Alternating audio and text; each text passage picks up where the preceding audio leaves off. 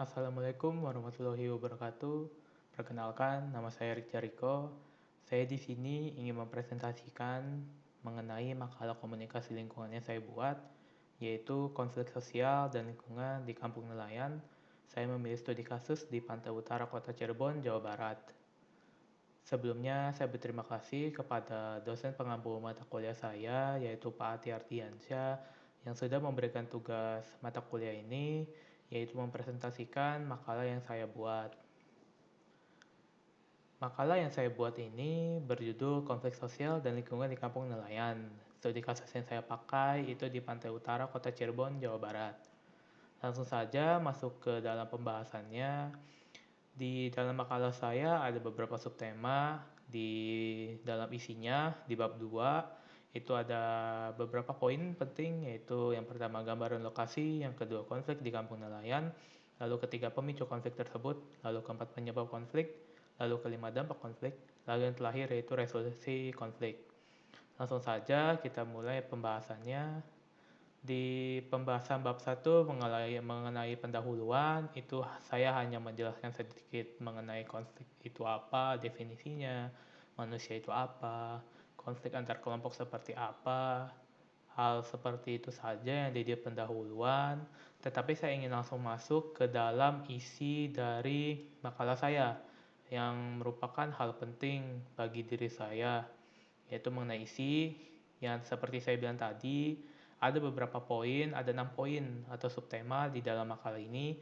Yang pertama yaitu gambaran lokasi. Lokasi ini berada pada jalur utama atau jalan nasional yang merupakan jalur pantai utara yang menjadi daerah lintasan menuju arah daerah barat ke Jakarta dan arah timur ke kota kabupaten Jawa Tengah, Yogyakarta, serta Jawa Timur. Di dalam lokasi ini menjadi konflik sosial yang menjadi isu-isu nasional. Lalu di poin kedua ini ada mengenai konflik di kampung nelayan. Nah, konflik kampung nelayan ini ada 4 kelompok yang terlibat langsung di dalam konflik sosial, yaitu satu perkelahian antar pemuda, yang kedua ada konflik antar warga masyarakat dengan daerah yang berbeda, lalu yang ketiga ada konflik antar nelayan, lalu yang keempat ada konflik antara masyarakat dengan aparat pemerintah.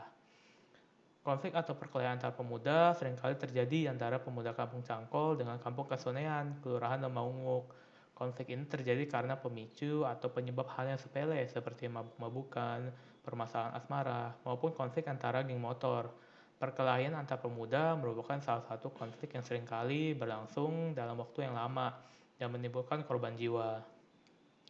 Lalu ada juga penyebab konfliknya, yaitu ketidaksepahaman atau dendam di antara nelayan terkait dengan pemakaian pukat harimau.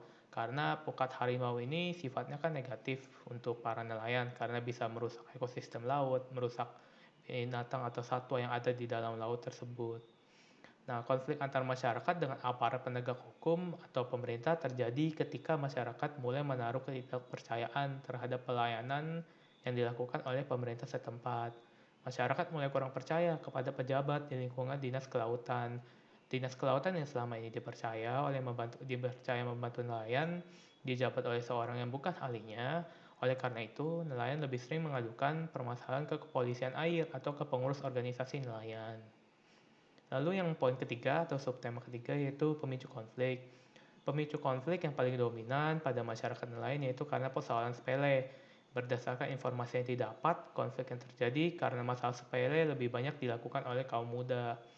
Masalah seperti percintaan, anak muda, mabuk-mabukan, hingga ulah geng motor. Hal-hal kecil tersebut yang memicu konflik yang terjadi di sana. Adapun permasalahan hal yang pemicunya juga hal sepele, namun sangat berdampak besar. Contohnya permasalahan antar nelayan ketika nelayan kota dengan kabupaten berselisih tentang persoalan alat tangkap ikan. Perselisihan itu pernah terjadi hingga menyebabkan adanya korban jiwa. Namun kejadian dalam konflik antar nelayan yang menyebabkan korban luka maupun korban jiwa tidak berjumlah banyak. Lalu yang keempat yaitu subtemanya penyebab konflik. Penyebab konflik masyarakat nelayan yaitu adanya ketidakadilan dan perebutan atau persaingan sumber daya ekonomi. Perbuatan atau persaingan sumber daya ekonomi ini terkait dengan persaingan dagang antara warga masyarakat seperti antara sesama tukang beca, supir angkot, maupun sesama pedagang asongan dan warung kaki lima. Namun, konflik yang terjadi berlangsung dalam waktu yang singkat dan tidak menimbulkan korban jiwa. Selain itu, bagi nelayan, persaingan dalam hal ekonomi akan terkait dengan pemakaian pukat harimau yang sifatnya tadi seperti saya bilang itu merugikan dan menimbulkan dampak negatif. Penyebab konflik lainnya adalah ketidakadilan yang terkait dengan pelestarian lingkungan hidup atau sumber daya air bersih dan keberlangsungan kegiatan kelautan dan perikanan para nelayan lokal setempat.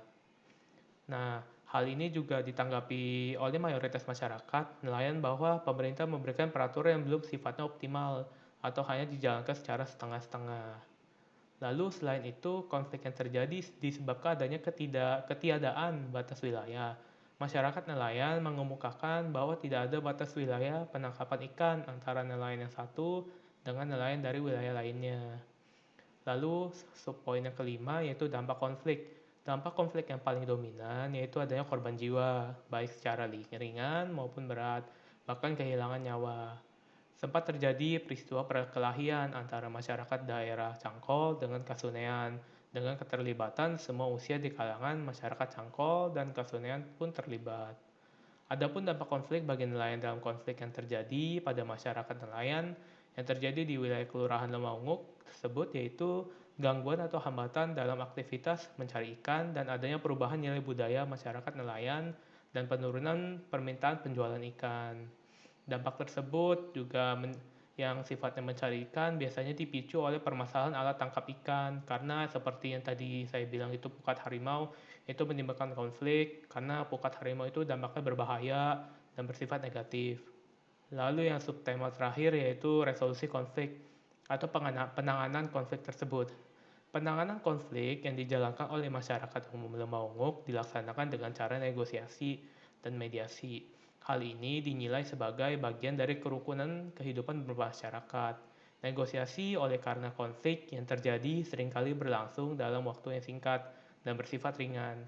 Konflik yang berlangsung dalam jangka waktu lama dan berdampak negatif luas seringkali diselesaikan dengan jalan mediasi, seperti konflik antar pemuda yang melibatkan tawuran antar kampung yang berlangsung dalam waktu lama dan sukar untuk diselesaikan dengan jalan damai.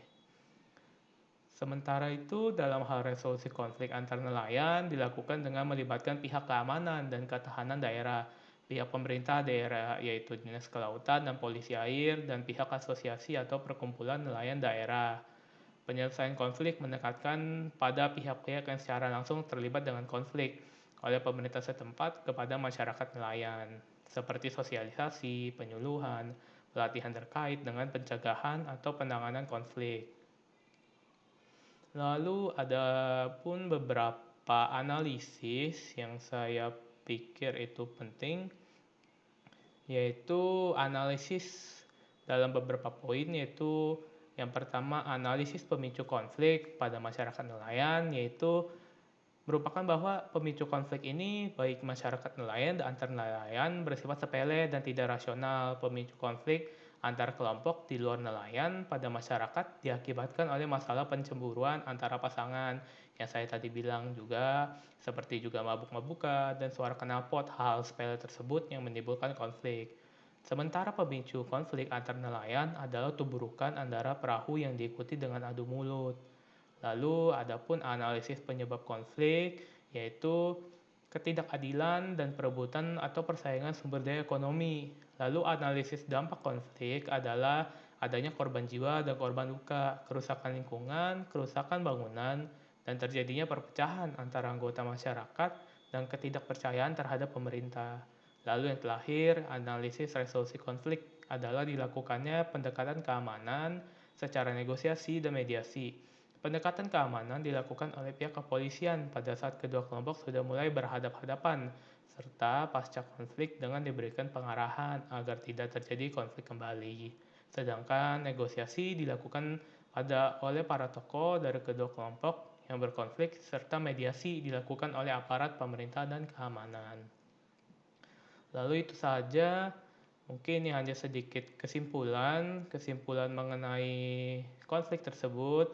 Itu menyebabkan dampak-dampak negatif, yaitu adanya korban yang terluka, terjadinya korban jiwa, kerusakan bangunan-bangunan di sekitar, kerusakan lingkungan, dan terjadinya perpecahan antara anggota masyarakat dan ketidakpercayaan terhadap pemerintah. Saran saya tidak begitu banyak, karena menurut saya pencegahan konflik ini sudah benar, yaitu pendekatan yang dilakukan di dalam penanganan konflik lebih baik menggunakan pendekatan secara negosiasi dan mediasi. Nah, pendekatan itu sudah dilakukan oleh pihak-pihak di sana dan untungnya konflik tersebut pun sudah reda.